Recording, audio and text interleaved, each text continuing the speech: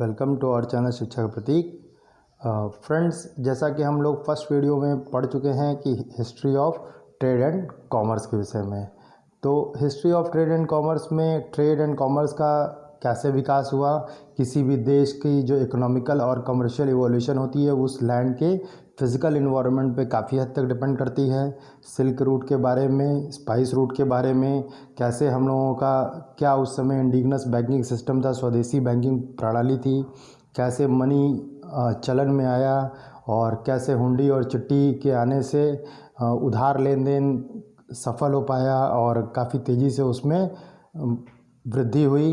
और फिर उसके बाद जो एग्रीकल्चर और डोमेस्टिकेशन ऑफ एनिमल्स है वो इम्पॉर्टेंट कंपोनेंट्स थे हमारे इकोनॉमिक लाइफ के। उस समय कारखाना कहा जाता था जहाँ पे कि स्किल्ड वर्कर्स काम किया करते थे। ज़्यादातर पहले स्किल्ड बेस्ड जो वर्क होता था या अप्रेंटिसशिप होता था वो फैमिली बेस्ड होता था। मीन्स कुम्हार का लड़का कुम्हार बनता था, नाई का लड़का नाई बनता था, इस तरीके की प्रचलन थी। तो आज हम लोग उसको आगे कंटिन्यू करेंगे और हमारा नेक्स्ट टॉपिक रहेगा राइज ऑफ इंटरमीडियरीज, मीन्स बिचौलियों का उदय। बिचौलियों ने इंटरमीडियरीज को हिंदी में बिचौलिया कहते हैं, जो मीडिएटर का काम करते हैं परचेज़र और सेलर के बीच में। Intermediaries play important role in the promotion of trade. ये व्यापार के बढ़ाने में बहुत अहम भूमिका निभाते थे। They provided considerable finance security to manufacturers. जैसे कि अब जो बेचने वाला है और जो ख़रीदने वाला है अगर उधार लेन देन कर रहे हैं तो उनको इस बात का शक होता था, या कहीं दूर भेज रहे हैं तो भाई पहले बेचने वाला सामान पहले नहीं बेचना चाहता था कि बाद में कहीं हमें पैसा मिलेगा कि नहीं, ख़राब तो कह के ऐसा तो नहीं कि कुछ पैसा काट लिया जाएगा उसमें से हमारे पेमेंट में से। ख़रीदने वाला सोचता था कि हम पहले पैसा भेज देंगे तो माल भेजेगा कि नहीं। तो इन दोनों के बीच में जो सिक्योरिटी का काम होता था, जो भरोसा दिलाने का काम होता था, वो मीडिएटर्स करते थे। तो मीडिएटर्स के उदय ने, चाहे वो ब्रोकर्स हो, चाहे वो डिस्ट्रीब्यूटर्स हो, होलसेल डिस्ट्रीब्यूटर हो या रिटेल डिस्ट्रीब्यूटर्स हो या कमीशन एजेंट के फॉर्म में हो, सभी ने क्या नाम है कि अहम भूमिका निभाई। और इससे जो है एशिया में व्यापार बढ़ा और जो अन्य कॉन्टिनेंट्स है उनसे एशिया में पैसे का आगमन ज़्यादा हुआ और इससे क्या नाम है इंडियन सब कॉन्टिनेंट में भी काफ़ी पैसा आया बिजनेस से। द इंस्टीट्यूशन ऑफ जगत सेट्स ऑल्सो डेवलप्ड। जगत सेठ जैसे इंस्टीट्यूशन डेवलप्ड हुए and exercise great influence during the Mughal period and the days of the east India company. ठीक, मुगल पीरियड और ईस्ट इंडिया कंपनी के समय में इन लोगों ने काफ़ी अहम भूमिका निभाई। जगत सेठ एक तरीके से बिचौलियों का इंस्टीट्यूशन होता था। ठीक, इसके बारे में डिटेल में आपको नहीं पढ़ना है। तो नेक्स्ट हम लोग चलते हैं आगे। Bankers began to act as trustees and executors of endowments. Bankers जो होते थे वो ट्रस्टी की तरह काम करते थे, एंडाउमेंट्स की तरह काम करते थे। मींस कि उसमें अगर आप पैसा देते जाते, पैसा आप जमा कर रहे हो तो फिर आप इकट्ठा पैसा निकाल सकते हो, थोड़े थोड़े पैसे जमा करके बैंकर्स के यहाँ, बैंकर्स के थ्रू लेन देन कर सकते हैं आप। The rate of interest for longer wages was kept high in view of the huge risk involved। कभी कभी क्या होता था कि फॉरेन जो ट्रेड हम लोग करते थे तो उसके लिए उधार लेते थे, तो अगर हम वो बताना होता था कि किस चीज़ के लिए उधार ले रहे हैं। और अगर आप जैसे कि फॉरेन ट्रेड कर रहे हैं, ठीक है, विदेशी व्यापार कर रहे हैं, तो उसके लिए अगर आप लोन ले रहे हैं या कुछ समय के लिए उधार ले रहे हैं तो आपको ज़्यादा इंटरेस्ट पेमेंट करना पड़ता था, और अगर स्वदेशी के लिए व्यापार के लिए ले रहे हैं तो कम करना पड़ता था। तो this was all the scenario of the mediators and trade and commerce of India. The emergence of credit transaction. उधार ट्रांजेक्शन्स का उदय होना, बढ़ना और लोन का, एडवांसेस का मतलब कि चलन बढ़ने से जो है कि ये एक फेवरेबल बैलेंस ऑफ ट्रेड ले आया। ठीक, मीन्स इंडियन सब कॉन्टिनेंट में क्या है कि हमेशा एक्सपोर्ट्स बढ़े और इंपोर्ट के कम हुए, मतलब इंपोर्ट की तुलना में एक्सपोर्ट्स ज़्यादा हुए और इंडियन सबकॉन्टिनेंट को इससे काफ़ी फ़ायदा हुआ। और commercial and industrials bank later involve to the financial trade and commerce and agricultural banks to provide the both short term and long term loans to finance agriculturalist. और बाद में धीरे धीरे चल के एग्रीकल्चर बैंक के रूप में भी कई जो कमर्शियल इंस्टीट्यूशंस है वो उभरे और उन्होंने लॉन्ग टर्म और शॉर्ट टर्म एग्रीकल्चरल फाइनेंस करना स्टार्ट किया। कृषि जो ऋण होता है, एग्रीकल्चरल लोन, वो देना स्टार्ट किया। जिससे कि लोग पैसा ले करके खेती करते थे और कमा के फिर पूर्ति कर लेते थे और उनका खेती का काम और अच्छे से होने लगा। पैसे की कमी के कारण खेती बर्बाद नहीं होने लगी।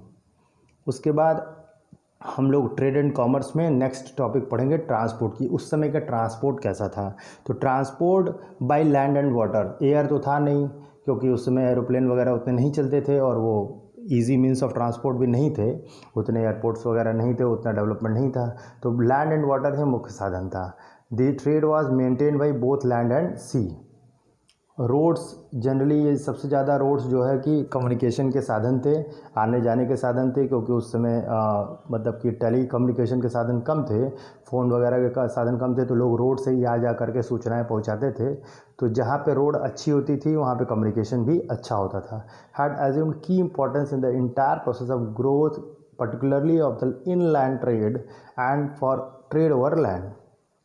ठीक, ज़्यादातर उस समय क्या होते थे कि लैंड पे ही ट्रेड होते थे या एक लैंड से दूसरे लैंड पे, मीन्स कि एक देश से दूसरे देश में समुद्र पार करके भी होते थे। जनरली जितने भी व्यापार होते थे, मैरीटाइम ट्रेड का भी उस समय काफ़ी इम्पोर्टेंट क्योंकि नेटवर्क था। मलाबार कोस्ट जो कि एक बहुत इम्पॉर्टेंट पॉइंट था, on which Muziris is situated, has a long history of international maritime trade. ठीक है, मालाबार कोस्ट जो है ये उदाहरण है, ये एक तरीके से आपका गवाह है कि उस समय इंटरनेशनल मैरीटाइम ट्रेड, अंतर्राष्ट्रीय जो समुद्री व्यापार होता था वो कितना ज़्यादा था। गोइंग बैक, और paper was particularly valued in the Roman empire and was known as black gold. Roman Empire जब था तो उससे व्यापार जब होता था तो जो पेपर, काली मिर्च थी, काली मिर्च जो मसाला होती है उसको ब्लैक गोल्ड के नाम से जाना जाता था। तो ये क्वेश्चन हमेशा बन सकता है कि which thing was known as black gold. तो pepper was particularly valued in the Roman empire and was known as the black gold for centuries. शतकों तक, कई सौ सालों तक it remained the reason for rivalry and conflict between the various empires and trade powers to dominate the route for this trade. ये काले मिर्च का व्यापार करना और इस तरीके से जो मलाबार कोस्ट के थ्रू व्यापार करना, ये शतकों तक कई एम्पायर्स, कई राजाओं के बीच में युद्ध का कारण बना कि हर राजा चाहता था, हर एम्पायर चाहता था कि उसको हम कैप्चर कर लें। और इंडिया धीरे धीरे इतना ज़्यादा व्यापार में आगे बढ़ गया कि उसी को खोज करने के लिए कोलंबस निकला था, लेकिन वो खोज तो करने इंडिया के निकला था, लेकिन उसने अमेरिका के रूट की खोज कर ली थी, इसीलिए उसको डिस्कवरर ऑफ अमेरिका कहा जाता है। उसके बाद फिर 15वीं सेंचुरी में, फिर 1498 में मालाबार कोस्ट तक ही क्या नाम है कि सी रूट्स, नए सी रूट का, अल्टरनेट सी रूट का एक को खोजा वास्को डगामा ने, इसलिए उसको कहा जाता है कि उसने जो है इंडिया की खोज की। तो इंडिया की क्या खोज की? ऐसा नहीं था कि इंडिया उसके पहले था नहीं, इंडिया तक पहुंचने का एक नए रास्ते की, नए समुद्री रास्ते की खोज की थी उसने, इसलिए कहा जाता है कि Vasco da Gama discovers the India. तो सबसे पहले मालाबार कोस्ट पहुंचा था। ठीक है, Calicut was such a bustling emporium that it was even visited by Chinese ships to acquire items like frankincense, essential oil, myrrh, fragrant resin used in perfumes, medicines from the Middle East as well as the pepper, diamonds, pearls, cotton from India। Calicut जो है वहाँ पे हमेशा Chinese ships आती थी, वो हमेशा बहुत सारे आइटम्स को एक्वायर करना चाहती थी, खुद ही सारा उस टाइप के आइटम्स खरीद लेना चाहती थी, किसी और को नहीं खरीदने देना चाहती थी। तो कौन कौन से आइटम थे जो उस समय पॉपुलर थे, जो इनके अट्रैक्शन के कारण थे? तो वो था एसेंशियल ऑयल, परफ्यूम्स जो कि मिडिल ईस्ट के लोग ज़्यादा खरीदते थे। ठीक, पेपर्स, डायमंड्स, पर्ल्स, कॉटन, ये लोग ये इसके लिए भी ज़्यादा पॉपुलर थे। जो इसके व्यापार होता था वो कालीकट से होता था और इसी के लिए विदेशों के शिप, विदेशी जो जितने भी व्यापारी थे वो अपने शिप से आते थे। और फिर दूसरा एक कोस्ट था बहुत इम्पॉर्टेंट, वो है कोरोमंडल कोस्ट। एक तो ऊपर था मलाबार कोस्ट, अब ये है कोरोमंडल कोस्ट था। Pulicat was a major port in the 17th century. Pulicat जो था वो 17th सेंचुरी में एक मेजर पोर्ट था। Textiles were the principal export from Pulicat to South East area. Pulicat से कपड़ों का व्यापार ज़्यादा होता था और वो साउथ ईस्ट एशिया के कंट्री में ज़्यादा बेचे जाते थे। तो this was the transport system in the history of trade and commerce in India. And after that अब ट्रांसपोर्ट सिस्टम के पढ़ने के बाद हम लोग पढ़ेंगे ट्रेडिंग कम्युनिटीज़ में उस समय फिर धीरे धीरे क्या हुआ कि जब व्यापारियों को अपने सुरक्षा की चिंता होने लगी, उनके ऊपर आक्रमण होने लगे, उनको ये जब महसूस होने लगा कि हम यूनिटी में नहीं रहेंगे तो हमारा बहुत नुकसान हो सकता है, तो फिर धीरे धीरे उनकी कम्युनिटीज़ उभरने लगी और कुछ एक विशेष जाति जो है वो व्यापार में उभर कर सामने आने लगी हर एक जगहों पे। तो जिसको माना जाने लगा कि ये लोग व्यापार करने में या बिज़नेस करने में ज़्यादा सक्षम होते हैं या ज़्यादा स्किल्ड हो गए हैं। ठीक, तो in different parts of country different communities dominated trade. ठीक है, बहुत सारे अलग अलग जो कम्युनिटीज़ थे वो ट्रेड को डोमिनेट करते थे अलग अलग राज्यों में। जैसे कि पंजाबी और मुल्तानी मर्चेंट्स जो थे वो handle business in the northern region. ठीक, मिस नॉर्थ इंडिया में सबसे ज़्यादा बिजनेसमैन कौन पाया जाता था? पंजाबी और मुल्तानी पाए जाते थे। फिर जो अगर आप गुजरात की बात करें तो वहाँ पे भाट लोग जो होते थे, while the Bhats manage the trade in state of Gujarat. तो गुजरात और राजस्थान में जो भाट होते थे वो व्यापार के लिए जाने जाते थे। वेस्टर्न इंडिया में यही इनके ग्रुप्स को महाजन कहा जाता था। ठीक, महाजन तो आप लोग सुने ही होंगे। तो Chhath is very important traders from the south. Chhath जो होते थे, छठ जिसको भी कहते थे, तो वो साउथ में जो है ज़्यादा मतलब कि स्ट्रेंथ मीन्स की मजबूत थे और ज़्यादा जाने जाते थे व्यापार के लिए। Urban centres such as Ahmedabad, the Mahajan community collectively represented by the chief called Nagar Seth. ज़्यादातर क्या होता था कि एक शहर में सारे महाजन, जैसे आज भी आप लोग देखे होंगे व्यापार मंडल बना लिया जाता है। व्यापार मंडल में सारे व्यापारी अपना एक मंडल बना के अध्यक्ष बना लेते हैं, महामंत्री बना लेते हैं। फिर कोई अगर कुछ विरोध करना होता है सरकार का या सरकार से कोई बातचीत करनी होती है, कोई नियम निकालना होता है, तो आपस में वो रिप्रेजेंट करता है, उनका जो अध्यक्ष होता है चेयरमैन होता है। तो उस समय भी जो उनका जो ग्रुप होता था बिजनेसमैन का, उसके चीफ को नगर सेठ कहा जाता था। और भी तो नगर सेठ जब ये क्या होता था कि ये लोग रूल्स रेगुलेशन बनाते थे अपनी कम्युनिटी के लिए कि हम लोगों को व्यापारियों में सारे व्यापारी इस रूल्स रेगुलेशन को मानेंगे और इनकी इज्जत जो है वो राजा महाराजा भी करते थे।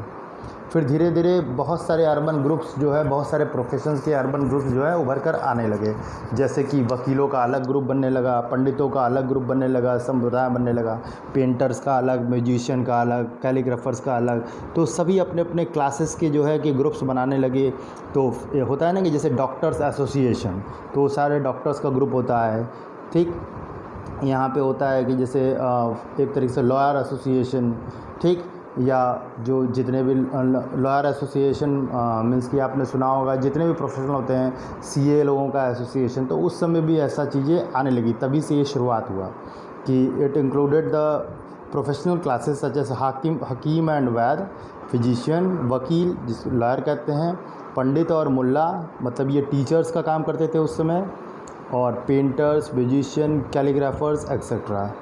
तो ये सारे जो चीज़ें थी, मतलब बहुत सारे ट्रेडिंग कम्युनिटीज़ जो है वो उभर कर सामने आई। फिर merchant community also derived power and prestige from the guilds which were autonomous corporation formed to protect the interest of the traders। उसी समय बहुत सारे जो मर्चेंट्स कम्युनिटी उभर कर आए, कॉरपोरेशंस बनाए। उन लोगों ने क्या बनाया, अपना एक तरीके से एसोसिएशन बना लिया। और हमने पहले ही बताया था कि उसका जो अध्यक्ष होते थे नगर सेठ वगैरह, ये अपने लिए रूल्स रेगुलेशन खुद के लिए बनाते थे और इनकी इज्जत जो है उस समय के राजा महाराजा भी करते थे। जो रूल्स रेगुलेशन बनाते थे उसका सम्मान करते थे वो, ऐसा नहीं कि उसको हर समय ओवर रूल किया जाता था। ट्रेडर्स क्या होते थे, वो कुछ अपना जो टैक्सेस देते थे, ऑक्ट्रॉय ड्यूटीज़ जिसको कहते हैं, चुंगी कर, तो कई तरीके के टैक्स देते थे अपने कॉरपोरेशन को। और उस टैक्स के बदले में जो कॉरपोरेशन होता था वो सारे टैक्स का जितना भी सेटलमेंट होता था राजा से वो खुद कर लिया करते थे और उनको प्रोटेक्शन दिया करते थे। जैसे कि अगर मान लीजिए सपोज़ करिए कि देवरिया है, देवरिया के सारे लोग मिल करके अगर सारे व्यापारी एक एसोसिएशन बनाए हैं, तो राजा जो भी कर लगाएगा, टैक्स लगाएगा, तो वो एसोसिएशन सीधे उनसे डील करके अपना पेमेंट कर लेगा। और जो एसोसिएशन था वो अपने मेंबर से टैक्स वसूलता था और उसके बदले उनको सभी से सुरक्षा प्रदान की जाती थी और जिससे उनके इंटरेस्ट की रक्षा होती थी। तो custom duties varied according to the commodities. उस समय जो कस्टम ड्यूटी लगता था एक देश से दूसरे जो देश में जो व्यापार करता है, तो जैसे अभी भी लगता है ना इम्पोर्ट टैक्स, एक्सपोर्ट टैक्स, तो उस समय जो ड्यूटी लगती थी वो हर एक सामान पर अलग अलग होती थी, वो तो आज भी वही है। The ferry tax was another source of income generation. तो गवर्नमेंट के लिए या इनके लिए फेरी टैक्स में नाव का कर, नाव पर सामान ले जाने ले आने के लिए जो टैक्स था, ये भी इनके लिए अच्छा सोर्स ऑफ इनकम होता था। It had to be paid for passengers, goods, cattle, carts, इन सभी चीज़ों के लिए, आने जाने के लिए, सामान के लिए टैक्स उनको पेमेंट करना पड़ता था। The guild chief dealt directly with the king. ठीक है, गिल्ड किसको कहते थे? वही मर्चेंट कॉरपोरेशन को, जो व्यापारियों का समूह होता था, उनका एसोसिएशन होता था, उसको गिल्ड कहते थे। और उसका जो चीफ होता था वो किंग से डायरेक्टली बात करता था या टैक्स कलेक्टर से, और वो सेटल कर लेता था। पूरे मार्केट का टैक्स खुद ही पेमेंट करता था। अब हिसाब किताब सारा कुछ वही कर लेता था। सारे व्यापारियों को अलग अलग उससे डील नहीं करना पड़ता था, ये आराम होता था व्यापारियों को। Guild merchants also acted as the custodians of the religious interest also. Guild क्या करते थे? कभी कभी पहले व्यापारियों से पैसा इकट्ठा करके वो मंदिर वगैरह भी बनाते थे और उसकी सुरक्षा भी करते थे, जिससे वो धार्मिक सुरक्षा भी उनकी होती थी। तो एक तरीके से वो रिलीजियस कस्टडियंस का भी काम करते थे, और धीरे धीरे जो है वो सोसाइटी में पावर की तरह एक पावरफुल ऑर्गेनाइजेशन के रूप में स्थापित होने लगे, और आगे चलकर वो पॉलिटिकली भी इन्वॉल्व होने लगे। तो this was from this video. इस वीडियो में हम लोगों ने पढ़ा कि मर्चेंट कॉरपोरेशन क्या होता था। तो ये एक मर्चेंट कम्युनिटी होती थी, उसका हेड होता था गिल्ड। ठीक, गिल्ड होता था हेड, जो गिल्ड उसको कहते थे, और गिल्ड का जो चीफ होता था, ठीक, वो डील करता था किंग से, टैक्स कलेक्टर से।